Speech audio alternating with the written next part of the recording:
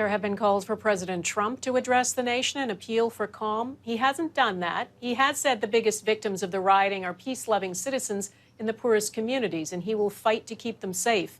He's threatened to deploy federal troops to do it.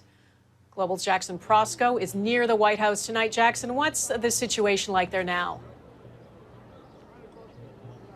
Donna, there are thousands of peaceful protesters in the street outside the White House, but for the first time tonight, they are separated from police by a 3-meter-high fence, which was installed after yesterday's chaos. Here and at locations across Washington, people have taken to the streets in defiance of a local curfew, and despite the fact that the military is now patrolling the streets.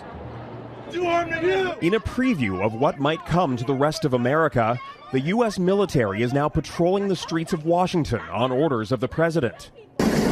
Army helicopters fly low, a tactic to scare away protesters.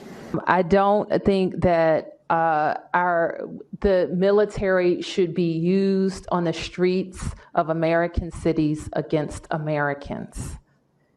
And I definitely don't think it should be done for a show. The militarization of the U.S. Capitol comes as Donald Trump draws a line in the sand, opting for strongman tactics in a nation consumed by protest. If a city or state refuses to take the actions that are necessary to defend the life and property of their residents, then I will deploy the United States military and quickly solve the problem for them.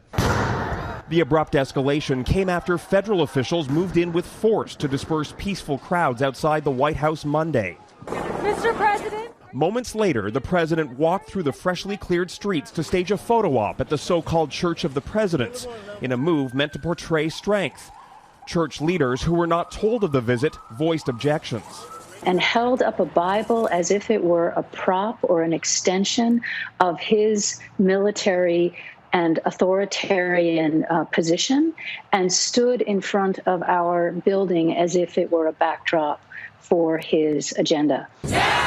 The White House has not shown any interest in hearing from protesters or dealing with concerns about systemic racism in America. No justice, no peace. With protests underway in more than 100 American cities, mayors and governors are now left to wonder how much longer they'll be able to balance the right to protest against the need to stop the looting and violence. There is some welcome news from Minnesota tonight. That state has launched an investigation into the Minneapolis police force, a civil rights investigation looking at practices dating back more than a decade. And tonight, a lawyer for George Floyd's family says they expect that charges against the additional 3 officers involved in the case could be laid within a week. Donna?